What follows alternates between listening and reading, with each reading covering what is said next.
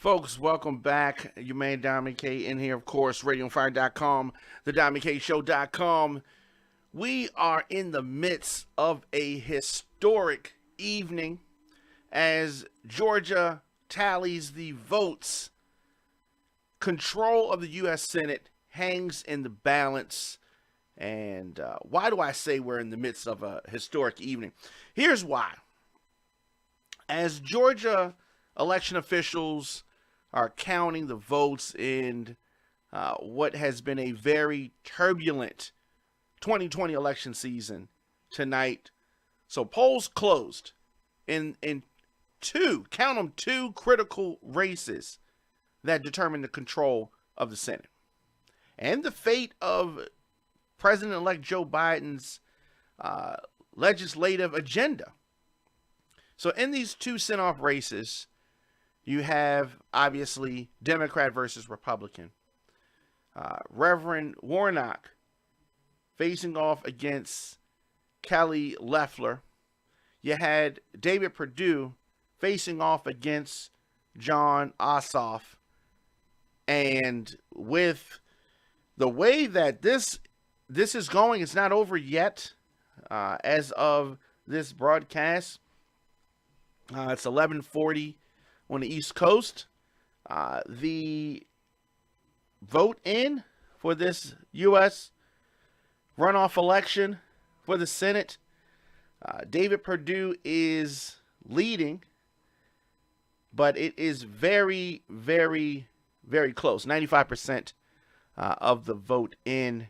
And as it relates to Warnock and Loeffler, Warnock is leading, but this is razor thin.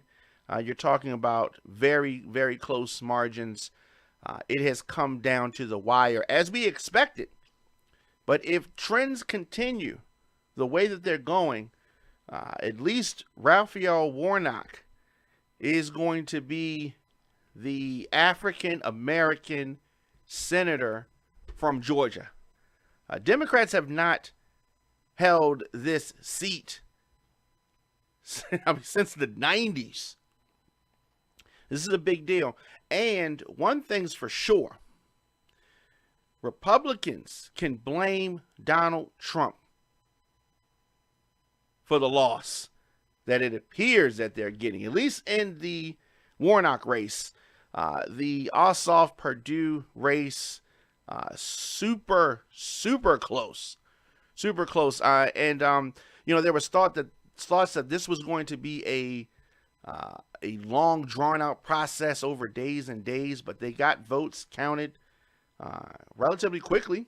It wasn't as much votes to count, but you saw big turnout.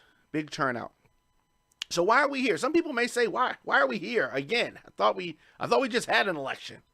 All right, so these two Senate races are left over from the November general election.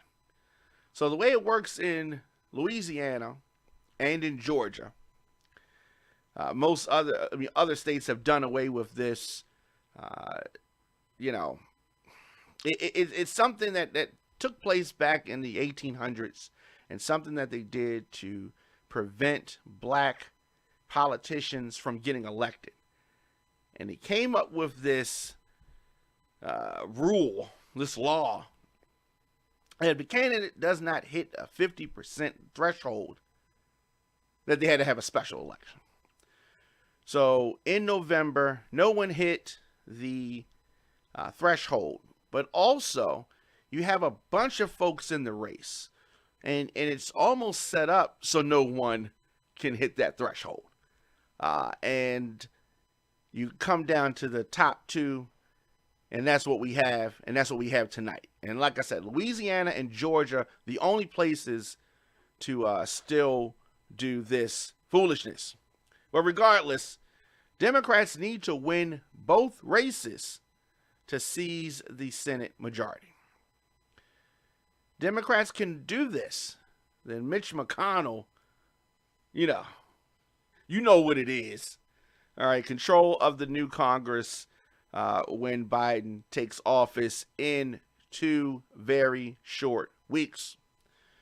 Donald Trump has encouraged his loyalists, his flunkies, to turn out in force as he attempts to undermine. I don't even want to say attempt, because continue to undermine the integrity of the American electoral system, pressing unfounded claims of voter fraud.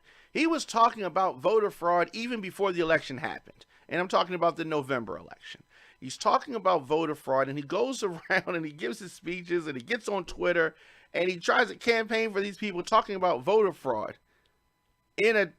when they're trying to run for an election. It is the strangest thing. And that's why I said this loss that is coming to Republicans, more than likely, is in the lap of Donald Trump. Blame him for this. Many of you supporters of Trump want to say that he's smart, and he's not smart. If he was smart, he would not be blowing the whole thing up. The Republican Party is splitting in two. And look, let me say this. You can split the Republican Party in two. I don't care, but I'm just letting you know what's happening. This week's election is the finale to this heated 2020 election season. More than 2 months after the rest of the nation finished voting, we are back here, and we are back here in a big way. So this is something that either Republicans or Democrats can celebrate around the country. This is much bigger than just the state of Georgia. Trump and Biden campaigning for their candidates in person on the eve of the election. And like I said, many Republicans fearing that Donald Trump may have confused some of his voters by continuing to make the wild claims of voter fraud as he tries to undermine Biden's victory. There were billboards in Georgia telling Republicans not to vote. Yeah, because the election was corrupt and all of that kind of stuff. And the president has been feuding with Georgia's Secretary of State, Brad Raffensperger, who was a Republican who supported him repeatedly for rejecting his fraud contentions. The vote in Georgia has been counted and counted and counted. And it is just, it has been a real fiasco. It has been a real fiasco. But with 95% of the reporting in, David Perdue still leading Jon Ossoff, but the margin is razor thin, and we're talking about less than 500 votes. And Warnock is still in the lead over Kelly Loeffler, and that margin is wider, but 95% has been reported as the votes. So this is down to the wire. This is down to the wire. Tomorrow we're going to be here, and we're going to be talking about what is going to be a very rowdy session of Congress, to say the least. A divided Republican Party. All right, the divided Republican Party is poised to challenge Joe Biden's win. Hundreds of Trump supporters have flocked to D.C. ahead of the vote. The Electoral College, this whole thing is supposed to be a formality. The vice president is getting a lot of pressure from Donald Trump. And for the most part, the vice president has been supportive, has been a lapdog for Trump. But he's in a tough position, and his job tomorrow is ceremonial. Literally, he's like opening envelopes. He's like the host of the host of an award show, right? You have the envelope, he opens it up, he announces the winner, right? he doesn't have control over who the winner is. If he doesn't agree with the winner, he can't say, oh, well, no, Beyonce didn't have the best album. You know, he can't do that. The only thing that he's doing as the host is announcing the winner. And that's what his role is, based on the Constitution. And you know, Republicans claim that the Constitution is so important, we follow the Constitution, except for when it does not agree with what we're talking about, right? But anyway, that's what's supposed to happen tomorrow. So we're going to see what's going to happen. We are expecting that more than a dozen senators are going to dispute Joe Biden's victory, including Kelly Loeffler. What kind of name is that? Loeffler. So that's going to happen tomorrow. It's going to be a fiasco. But at the end of the day, these are just theatrics. It's not going to change anything. The Electoral College, the votes have been certified. It is over. And many of these Republicans were saying that once the votes were certified, that was going to be it. Well, votes have been certified. They've lost over 60 cases in court, in Trump, courtrooms that these judges were, appointed by Donald Trump. And they still could not agree with the foolishness, the lies that Trump is telling, because he's scared to lose. It makes no sense. All right, it makes no sense. But as these races continue, it's going to probably go into tomorrow before we have in an official. But what's so dangerous about what Trump has been doing is this. Further down the line, 2022, 2024, other elections, when you lose, you just going to say that the election was stolen from you? I mean, people are going to start imitating this behavior.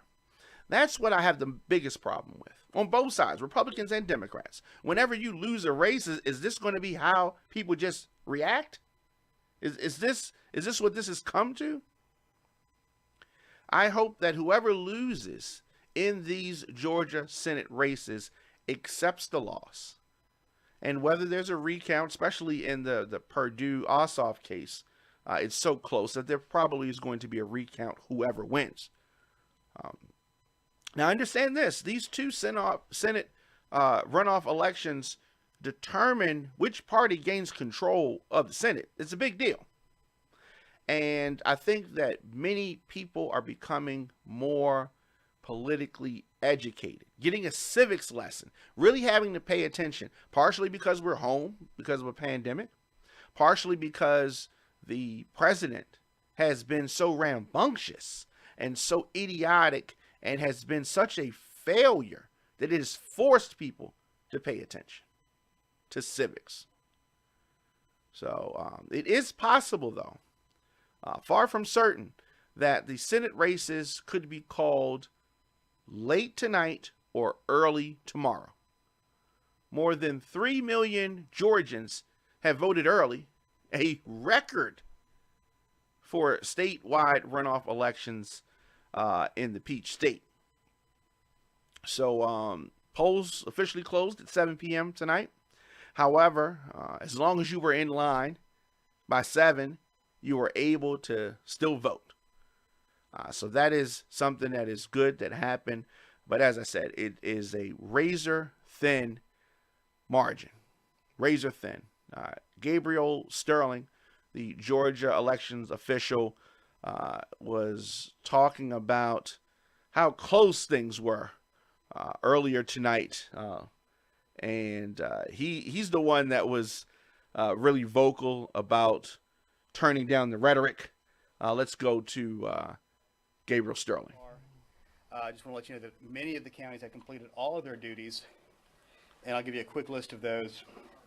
When I say completed, that means they have done their election day reporting, the reporting of the early voting, the absentee in person, and all of their absentee by mail, which means they took all the stuff that came in today as well. So I've got a chunk of those counties. I'm going to give you the list of those real quickly, And by that, I mean really quickly. So, completed all of their reporting so far. Bacon, Baker, Ben Hill, Berrien, Bleckley, Brantley, Butts, Calhoun, Candler, Carroll, Chattahoochee, Clay, Cook, Crisp, Dawson, Decatur, Dooley, Eccles, Elbert, Emmanuel, Evans, Franklin, Glasscock, Grady, Green, Gwinnett, not Gwinnett, Habersham, that's right, the check mark went over the edge.